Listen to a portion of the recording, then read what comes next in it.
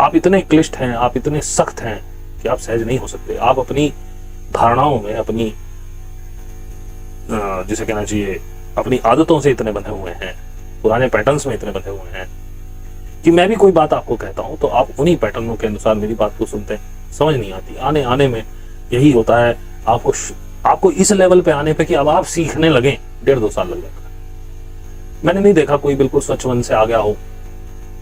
अभी भी बहुत से ऐसे साधक मेरे पास है जो कर रहे हैं, लेकिन वो स्वच्छ मन से मेरी बातों को पूरी तरह से अपने ऊपर लागू नहीं करते और इसी कारण से अभी भी दुखी हैं। 1.5-2 साल यदि आपको साधना सीखते हुए हो गए और आप तब भी दुख का अनुभव कर रहे हैं तो कहीं ना कहीं कमी है आप में। आपको अपने अंदर झांक करके देखना चाहिए कि मैं क्या कर रहा हूं। और जब तक मेरी कही बातें आप 100% फॉलो नहीं कर रहे हैं तो 100% रिजल्ट की भी इच्छा मत कीजिए। फिर कह देता हूं, मार्ग बहुत कठिन है, चलना इतना आसान नहीं है।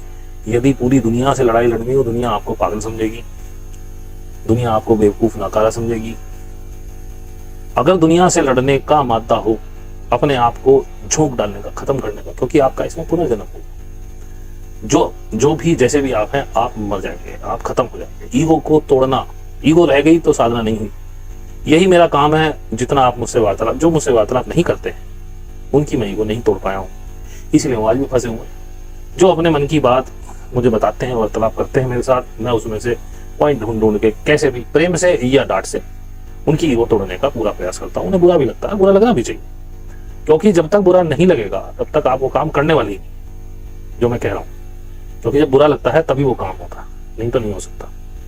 इसीलिए जानबूझ करके मैं कभी कभी ऐसी कड़वी बातें कहता हूं, कह देता हूं सार्वजनिक रूप से, लेकिन लग जाती है उस व्यक्ति को जिसको मैं लगाना चाहता हूं, और उसी की वजह से फिर वो उस पर ध्यान देता है और उस पर काम करता है। यही मेरा तरीका, और इससे अच्छा कोई तरीका हो नहीं सकता, क्योंकि आपको बातें ही वो याद रहती हैं जो आपकी ईगो को ठेस पहुंचा। खुद ध्यान करो, आपको कितने ऐसे क्षण याद हैं जिसमें आपको अच्छा लगा हो, बहुत फ्यू। और अब ध्यान करो कि कितने ऐसे क्षण याद हैं जिसमें आपको बुरा लगा हो, किसी ने आपका अपमान किया हो, किसी ने आप पे टॉन्ट कसा हो, कहीं आप हार गए हो किसी से, किसी ने बेइज्जती कर दी हो, बहुत सारी याद हो। क्योंकि जब आपकी ईगो पे चोट होती है तब आपको वो चीजें याद रहती हैं। इसीलिए मैं ईगो पे चोट करता हूं।